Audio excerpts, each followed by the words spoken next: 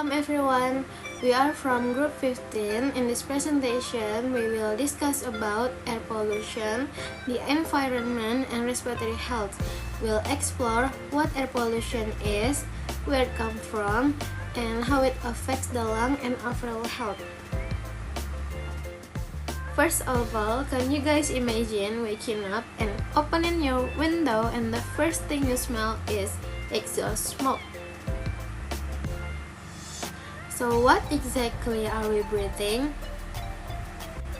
We are basically breathing a mix of gases, but because of air pollution, the air now contains things that shouldn't be there. Besides oxygen and nitrogen, we also inhale dust particles, vehicle emission, factory chemicals, and tiny pollutants that can irritate our lungs. So instead of clean air, we're breathing air that's been contaminated by human activity. So let's move on to our first explanation, which is the definition of air pollution. So air pollution refers to the presence of harmful particles and gases in the atmosphere. This pollutant can come from both human activity and natural processes. When concentration becomes too high, the air quality drops and health risks increase significantly. On this slide, we can see the main types of air pollutants. The first one is particulate matter, especially PM2.5 and PM10, which are very small particles that can enter deep into the lungs. Next, we have gaseous pollutants such as carbon monoxide, nitrogen oxide, and sulfur dioxide, which mostly come from vehicles and industrial activities. We also have ground-level ozone, which is harmful even though it's not emitted directly. Lastly, there are VOCs or volatile organic compounds that come from household products, fuels, and industrial processes.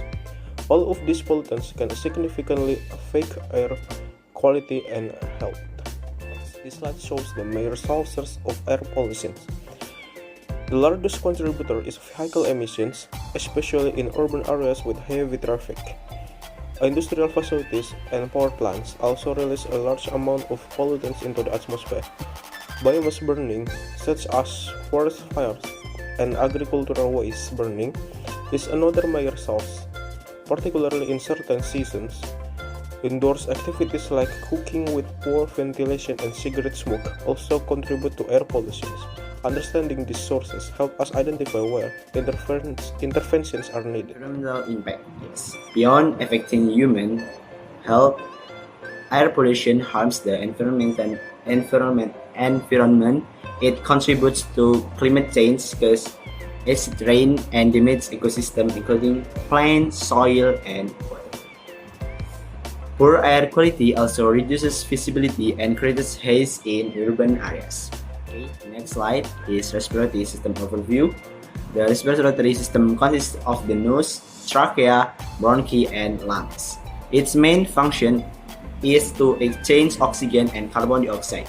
Because the system is constantly exposed to the air we breathe, it is particularly vulnerable to pollutants. On this slide, we're looking at how air pollution actually affects our respiratory system. Basically, when the air is dirty, our airways get irritated, like they're dealing with tiny annoying particles. It can make us breathe harder, cause coughing or wheezing, and in the long run, it can even reduce how well our lungs work. Plus, polluted air make it easier for infections to sneak in because our respiratory defenses get weaker. Now, for the short-term effects, these are the things you can feel pretty quickly when the air quality drops. Some people might get headaches or feel dizzy, and our eyes or throat can get irritated out of nowhere. We might start coughing, feel more tired than usual, or notice that breathing just feels a bit heavier. So even short exposure can have a real impact on how we feel day to day. Long-term exposure can be far more serious. It increases the risk of chronic bronchitis, chronic obstructive pulmonary disease, and even lung cancer. Children exposed to polluted air may experience impaired lung development, which can affect them throughout. To protect ourselves, we can limit outdoor activities when pollution levels are high and use N95 mask for better filtration. Improving indoor ventilation and avoiding smoke indoors also helps reduce exposure. On a larger scale, supporting clean energy, reducing waste burning, and planting more trees are important steps for long-term environmental health.